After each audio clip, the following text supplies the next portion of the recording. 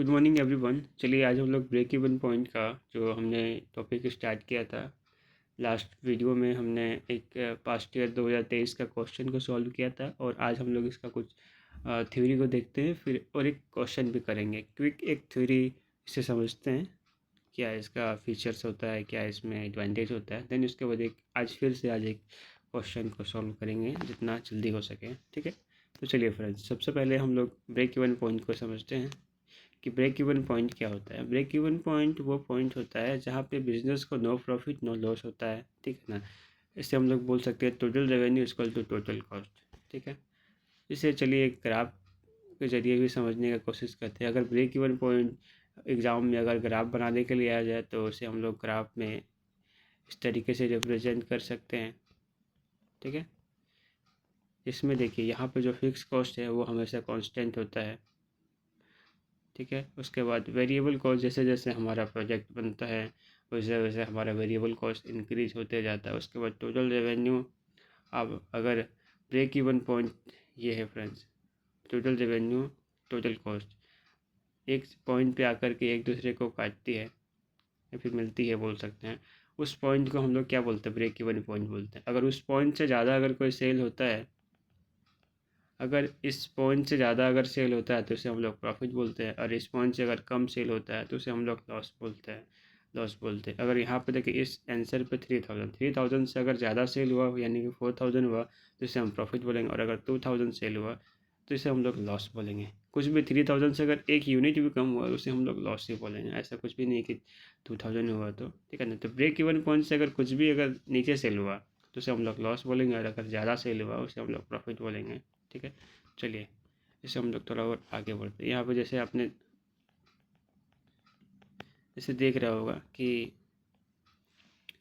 Profit after BEP, अगर break even point के बाद अगर कुछ सेल करता है तो उसे प्रॉफिट करते हैं, और लॉस बिफोर बीईपी, उससे पहले अगर कुछ सेल रहता है तो उसे हम लोग लॉस बोलेंगे। यूज्ड इन प्लानिंग, क्या प्राइस गुड्स, जो गुड्स है आपके पास उसका क्या प्राइस रखना है, उसको कैसे कंट्रोल करना है, सेल कंट्रोल करना है, कॉस्ट को कैसे कंट्रोल करना है। जैसे क्या होता है कि जब आपके पास एक स्टेजेड प्राइसिंग होता है किसी भी गुड्स को मैन्युफैक्चरिंग करने का, फिर आप अपने हिसाब से उसे रिसर्च करते हैं, उसके बाद किस तरीके से आप कॉस्ट को कंट्रोल कर सकते हैं उसके लिए एनालाइज करते हैं, प्लानिंग करते हैं, उससे आपको काफ़ी ज़्यादा हेल्प होता है। जैसे जैसे क्या होता है, कभी कभी आप किसी काम को करते हैं तो उस काम को करने में आप इतने ज़्यादा माहिर हो जाते हैं ना कि उस काम को आपसे बेहतर और कोई कर नहीं सकता है। तो आप समझिए फ्रेंड्स कि मार्केट में वो एक बैरियर क्रिएट कर रहे हैं। मार्केट में वो दूसरे कॉम्पिटिटर के लिए वो अ, एक बैरियर है, मैंने वो एक बाधा है। जो आप जो कॉस्ट प्राइस में मैन्युफैक्चरिंग कर रहे हैं वो मैन्युफैक्चरिंग कोई अदर पर्सन नहीं कर सकता है। तो जो आपका बोल सकते हैं आप वो आपका स्ट्रेंथ है। ठीक है ना, उसके बाद कोई भी बिजनेसमैन हमेशा चाहता है कि जो भी इसका फिक्स कॉस्ट हुआ, जैसे फैक्ट्री रेंट, सैलरी, वेजेज, तो ये सब क्या है कि वो हमेशा वो चाहेगा कि उसको रिकवर हो जाए। और ये पॉइंट जैसे कि मैंने पहले भी बताया, ये पॉइंट क्या होता है, no profit and no loss होता है। ठीक है, चलिए इसे हम लोग फिर से आगे बढ़ाते हैं। इसका एडवांटेज एंड डिसएडवांटेज, एडवांटेज को थोड़ा बहुत देख लेते हैं फ्रेंड्स कि क्या होता है क्या नहीं होता है। तो ये फ्रेंड्स जनरली फोरकास्ट करने में मदद करता है कि कितना प्रॉफिट है, कितना प्राइस रखना है। ठीक है ना, उसके बाद ये हेल्प करता है sales change and profit B A P का मेथड में। मतलब सेल्स अगर चेंज होता है तो बीपीपी का इफेक्ट आप नॉर्मल ऐसे समझिए ना कि अगर आप ब्रेक इवन पॉइंट के बाद कोई भी सेल करते हैं तो वो आपके लिए क्या है, वो आपके लिए, एक मिनट फ्रेंड्स, वो आपके लिए क्या है, ये प्रॉफिट है। नॉर्मली आप ये समझिए, इससे ज़्यादा आपको कुछ समझने की कोई ज़रूरत नहीं है। उसके बाद क्या होता है, ये आपको हेल्प करता है कि कंट्रोल मैन्युफैक्चरिंग एक्सपेंसेस, कितना आपका मैन्युफैक्चरिंग एक्सपेंस रखना है। क्योंकि क्या होता है मार्केट में किसी भी प्रोजेक्ट का एक क्या है, लिमिटेड डिमांड है। किसी भी प्रोजेक्ट का मार्केट में जब आप न्यू रहते हो उसका क्या डिमांड क्या होता है, उसका डिमांड लिमिटेड होता है। तो आप सबसे पहले आपका टारगेट क्या होगा कि आप उस लेवल तक पहुँचे जहाँ पे आपको total cost equal to total revenue हो जाए। उसके बाद पहले तो आप इस टारगेट तक पहुंचने का कोशिश कीजिएगा, उसके बाद ना आप बिज़नेस को आगे बढ़ाने की कोशिश कीजिएगा। तो सबसे पहले किसी भी मैन्युफैक्चरिंग का सबसे पहला ये टारगेट होता है कि जितना भी उसका मैन्युफैक्चरिंग एक्सपेंस हुआ है उससे वो रिकवर करने की कोशिश करता है, तो इसी का वो प्लानिंग करता है। उसके बाद वो मार्केट को पेनिट्रेट करता है, मार्केट को स्केविंग करता है, प्राइस स्केविंग, प्राइस पेनिट्रेशन। मैं इसे थोड़ा आगे बताऊंगा कि प्राइस स्केविंग क्या होता है, प्राइस पेनिट्रेशन क्या होता है। चिंता मत करिए, लास्ट के आते आते मैं इसे बताने की कोशिश करूँगा। पहले अपने टॉपिक पे आता हूँ। तो अभी ये है फ्रेंड्स, ठीक है। अभी कॉस्ट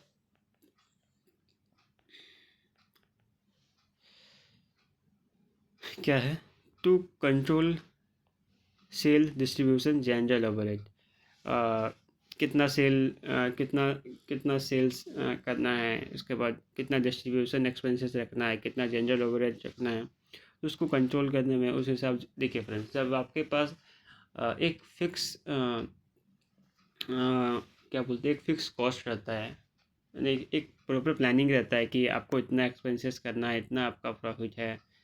तो उससे क्या होता है, आपके पास एक प्रॉपर प्लानिंग होता है। जैसे आपको पता है कि आपका प्रोजेक्ट का मार्केट में डिमांड 100 रुपीज़ है, तो आप उस हिसाब से अपने प्रोजेक्ट का जो मैन्युफैक्चरिंग एक्सपेंस को कीजिएगा। अगर आप किसी प्रोजेक्ट को 100 रुपीज़ में सेल करते हैं तो उसका मैन्युफैक्चरिंग चार्जेस 120 रुपये तो नहीं कीजिएगा। तो आप उसको 100 रुपीज़ में अगर बेच रहे हैं तो उसको आप क्या चाहेंगे, आप उसको 70 रुपीज़ में बनाना चाहेंगे, तभी तो आपका मार्जिन 30 होगा। आप ऐसा थोड़े कि 100 रुपीज़ का प्रोजेक्ट को 120 में बनाइएगा, नहीं बनाइएगा कभी, क्योंकि ये आपके लिए क्या है, ये आपके लिए लॉस है। आप कोई भी बिजनेसमैन अपने लिए लॉस क्यों करेगा। तो हमेशा मैन्युफैक्चरिंग ये चाहता है कि जितना भी सेलिंग प्राइस है, सेलिंग प्राइस से कम में अपना प्रोजेक्ट को बनाए, तो इसीलिए वो हेल्प करता है। उसके बाद क्या है, मेक और बाय डिसीजन। किसी भी प्रोजेक्ट में मेक और बाय डिसीजन, क्या करना है क्या नहीं करना है। कभी कभी क्या होता है, कोई एक मैन्युफैक्चरिंग एक से ज़्यादा प्रोजेक्ट को बनाता है, तो जो प्रोजेक्ट का मार्केट में डिमांड ज़्यादा है, ठीक है ना, कोई भी मैन्युफैक्चरिंग उसी प्रोजेक्ट में फोकस करेगा। कभी कभी क्या होता है कि बिज़नेस में एक से ज़्यादा अगर काम होता है तो बिज़नेस का डायरेक्शन चेंज हो जाता है, ठीक है ना। तो कभी कभी क्या होता है, कोई एक प्रोजेक्ट, जैसे रिसेंटली मैं सुन रहा था कि जो हम लोग मैगी खाते हैं, मैगी नूडल्स जो हम लोग खाते हैं, तो कुछ मैगी ने जो अपने साथ मैगी का पैकेट के साथ एक मसाला दिया था, ठीक है ना।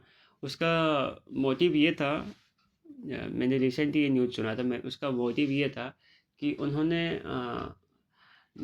ये सोच के उसे लॉन्च किया था कि मिडिल क्लास फैमिली में न्यूट्रिशन का काफ़ी ज़्यादा प्रॉब्लम होता है, तो उसे एक कम बजट में कैसे उसे न्यूट्रिशन दिया जाए, इसे ये सोच के मैगी कंपनी ने उसे लॉन्च किया था। लेकिन लोगों ने क्या किया, लोगों ने मैगी के साथ मैगी मसालों को मिलाकर मतलब इतना खाया कि लोगों ने एक पैकेट मैगी में दो दो पैकेट मसाला डाला।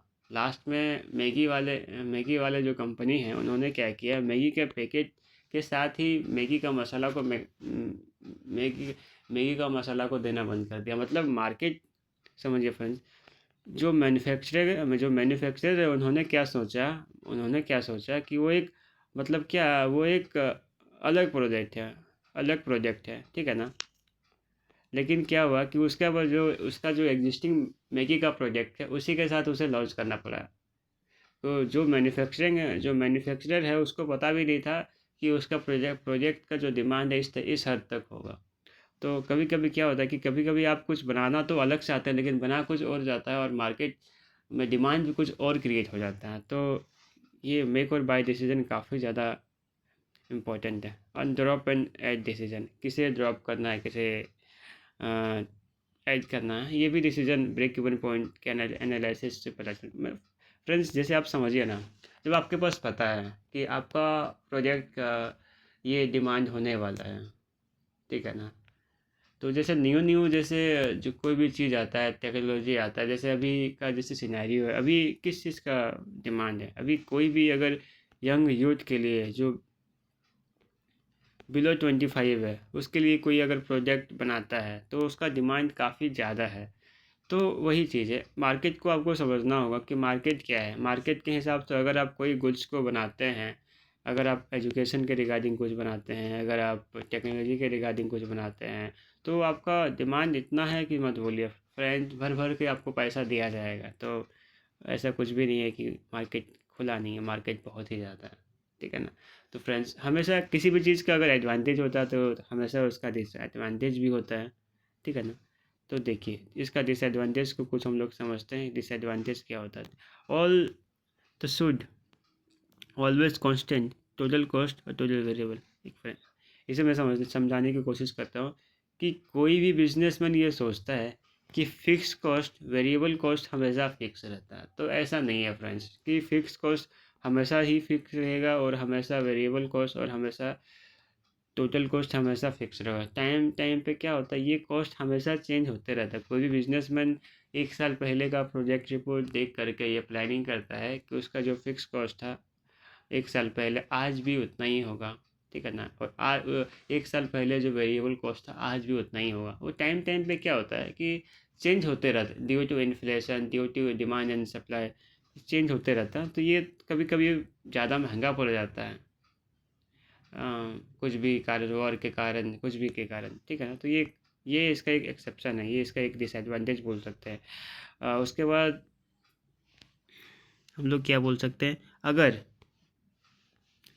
आपके अगर आपके पास एक से ज़्यादा प्रोजेक्ट है, ठीक है ना, यानी कि मल्टीपल प्रोजेक्ट है, तो ब्रेक इवन पॉइंट आपको मल्टीपल प्रोजेक्ट के लिए निकालना पॉसिबल नहीं है। तो ब्रेक इवन पॉइंट वहाँ काम नहीं करता जब एक से ज़्यादा आपके पास प्रोजेक्ट है फ्रेंड्स, ठीक है ना।